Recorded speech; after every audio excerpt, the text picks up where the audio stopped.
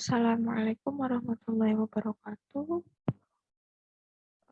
Perkenalkan, saya Amalia Fitri Mustafida. Pada kesempatan kali ini, saya akan mempresentasikan mengenai trends and strategies in global logistics.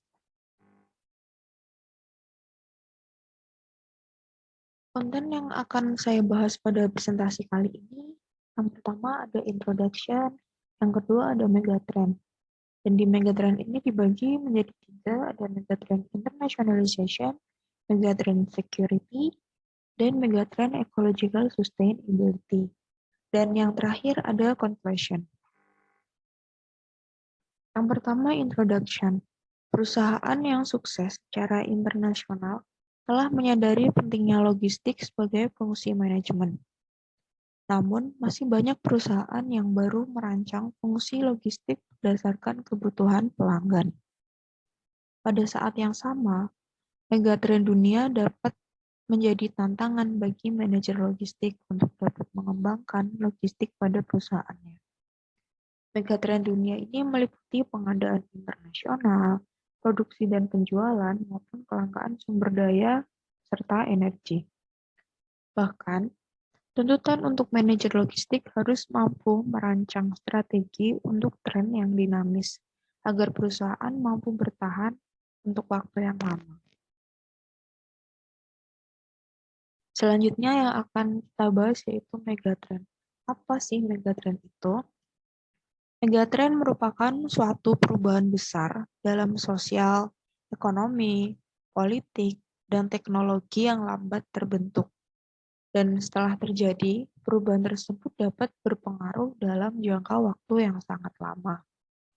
Megatrend secara umum dicirikan dengan arah perkembangan masa depan yang besar, kuat, berkelanjutan, dan jelas. Kata tren tidak bisa dianggap sebagai mode sementara atau mode jangka pendek, melainkan dapat dipahami sebagai kecenderungan menuju perubahan substansial dalam struktur dan proses ekonomi dan sosial yang akan berlaku dalam waktu dekat. Ada 3 jenis tren yang dapat dibedakan. Di antaranya ada tren sosial, tren konsumsi, dan tren industri. Tren sosial merupakan tren yang menggambarkan perubahan budaya dan sosial. Kalau tren konsumsi yaitu tren yang menunjukkan dampak tren sosial pada barang dan layanan.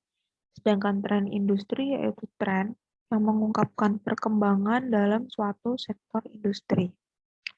Megatrend jangka panjang yang bertahan menciptakan tantangan khusus bagi manajer logistik, sehingga mengakibatkan meningkatnya tuntutan pada keterampilan mereka. Ada 3 macam studi yang dilakukan di Berlin Institute of Technology mengenai megatrend dengan pengaruh jangka panjang pada jaringan nilai tambah dan implikasinya pada logistik. Yang pertama ada megatrend internationalization, yang kedua ada megatrend security, dan yang ketiga ada megatrend ecological sustainability. Kita bahas satu-satu. Yang pertama ada megatrend internationalization. Megatrend internationalization dicirikan dengan meningkatnya kegiatan ekonomi lintas benua, menghasilkan jumlah barang yang dipertukarkan secara global dan rantai nilai yang tersebar secara global. Liberalisasi pasar, penurunan biaya transportasi, serta kemajuan teknologi informasi dan komunikasi memungkinkan sistem produksi saling terhubung secara global. Dengan lingkungan yang berubah dengan cepat, waktu adalah kunci utama sukses ketika perusahaan bersaing di pasar global. Sebuah tantangan bagi perusahaan ketika ingin menjaga biaya yang tetap rendah dengan memanfaatkan transportasi secepat mungkin dan menerapkan strategi bisnis sehingga barang dapat sampai dengan tepat waktu. Berikut merupakan framework dari internationalization process. Proses yang pertama ada evaluation of a market, yang kedua ada strategic planning, yang ketiga ada logistic planning, dan yang keempat ada implementation of the logistic system. Nah, untuk proses yang pertama, ada evaluation of a new market, yaitu proses internasionalisasi yang dimulai dengan menganalisis pasar yang komprehensif, di mana manajemen puncak mengevaluasi kondisi keseluruhan di pasar sasaran. Yang kedua, ada strategic planning. Di dalam fase ini, masuk pasar asing didefinisikan sebagai sebuah proyek dengan jadwal waktu, pencapaian yang ditentukan, anggaran dan tujuan yang konkret untuk berbagai fungsi perusahaan. Dan hasil dari fase ini yaitu kerangka kerja yang akan memandu divisi fungsional perusahaan dalam mengembangkan rencana tindakan untuk mencapai tujuan strategis untuk dapat masuk dalam pasar luar negeri. Proses yang ketiga yaitu ada logistic planning. Dengan kerjasama yang erat antara semua fungsi yang relevan, operasi logistik inbound, outbound, dan in-house ditetapkan, dan rencana implementasi yang dikembangkan. Dan proses yang terakhir ada implementation of the logistic system. Disinilah manajer dapat mengetahui apakah rencana dan keputusan yang telah mereka buat pada fase awal memenuhi persyaratan dunia nyata. Lalu selanjutnya ada megatrend security. Pembahasan mengenai keamanan logistik di dalam supply chain management, khususnya masalah transportasi, diantaranya terdapat berbagai faktor yang seringkali dijumpai di luar dari perkiraan pihak pengambil kebijakan di perusahaan itu. Diperlukan penanganan yang tepat untuk memastikan bahwa arus perpindahan barang dapat berjalan dengan efektif dan efisien. Risiko yang ada di transportasi darat dapat dibagi menjadi 3 kategori. Yang pertama, ada faktor alam atau bencana-bencana, lalu ada teknologi, dan faktor yang ketiga ada risiko yang disebabkan oleh human error. Ancaman lain yaitu ada pencegahan dari terorisme. Di beberapa negara tertentu telah dilaporkan adanya teroris yang melakukan pembajakan transportasi. Untuk mencegah ancaman ini, Departemen Transportasi Amerika telah mengembangkan sebuah sistem yang mampu membantu dalam proses pembuatan security plan dan memberikan kesempatan bagi para pekerja untuk mengikuti pelatihan dalam upaya peningkatan kesadaran dan awareness mereka terhadap adanya ancaman tindak terorisme. Pencegahan tindak kriminal dapat dilakukan, misalnya dengan pabrik yang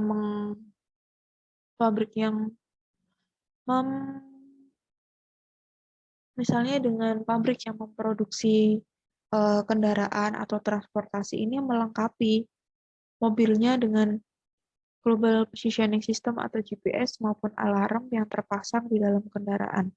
Karena teknologi GPS ini sangat membantu dalam melacak posisi kendaraan yang ada di dalam sistem dan dapat dipantau secara real time. Kalau misalkan ada kejadian-kejadian yang tidak dapat dihindari dan yang kejadian yang tidak diinginkan, maka langsung dapat segera diambil tindakan karena adanya GPS yang dapat dipantau secara real time ini. Lalu yang ketiga ada megatrend ecological sustainability. Tantangan ekologis yang dihadapi oleh semua organisasi mengharuskan manajer untuk merumuskan strategi yang dapat melestarikan sumber daya alam dan mengendalikan polusi. Masalah lingkungan alam ini diantaranya yaitu penipisan ozon, pemanasan global, penipisan hutan hujan, perusakan habitat hewan, melindungi spesies yang terancam punah, hingga mengembangkan produk dan paket yang dapat terbiodegradasi. Pengelolaan limbah, udara bersih, air bersih, erosi, perusakan sumber daya alam, dan pengendalian dari polusi.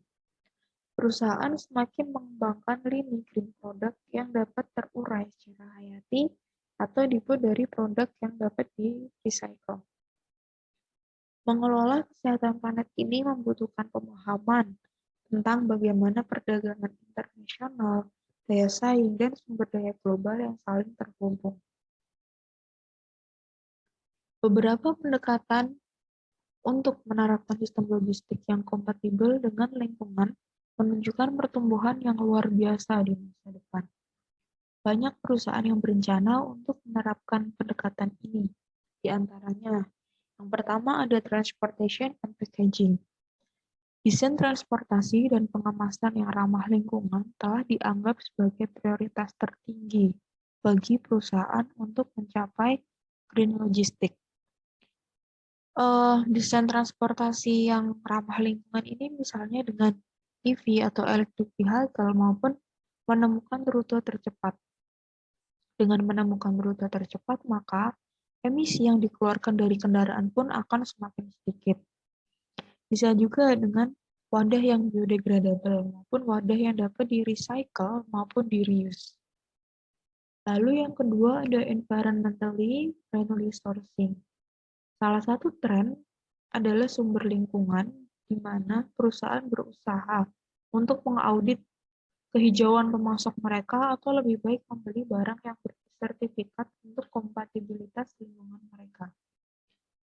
Pada kenyataannya, banyak juga perusahaan yang tidak segan-segan untuk memutus kontrak mereka dengan pemasok mereka karena mereka dinilai pemasok tersebut kurang green atau tidak mempunyai sertifikat sertifikat yang mendukung green logistik. Lalu selanjutnya ada involvement and cooperation with logistics service providers. Perusahaan hampir sepenuhnya outsource untuk masalah transportasi dan warehouse.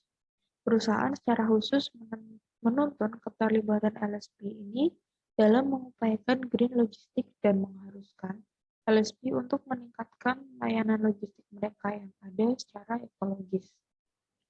Yang keempat ada measurement and evaluation.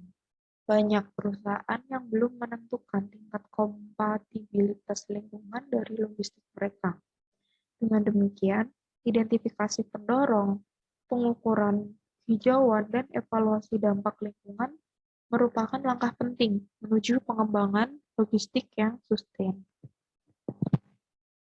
Yang terakhir ada kesimpulan.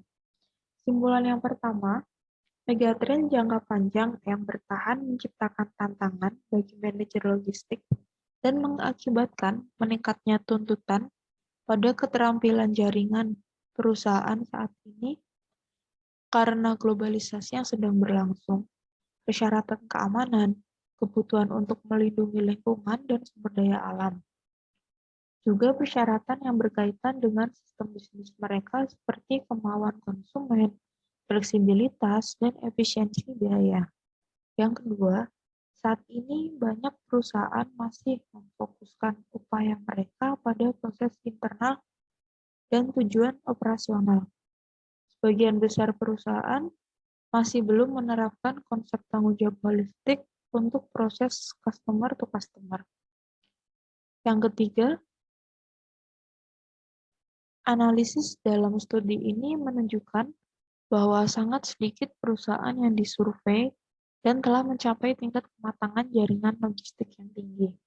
Ketika merumuskan tujuan logistik, perusahaan bereaksi terhadap tantangan global dengan memprioritaskan tujuan logistik, berorientasi tingkat layanan, yang di beberapa area lebih diutamakan daripada tujuan biaya. Hal ini terutama berlaku untuk jaringan logistik global yang terfragmentasi dengan tingkat dan kualitas outsourcing yang tinggi. Mungkin itu yang dapat saya sampaikan. Kurang dan lebihnya saya mohon maaf. Wassalamualaikum warahmatullahi wabarakatuh.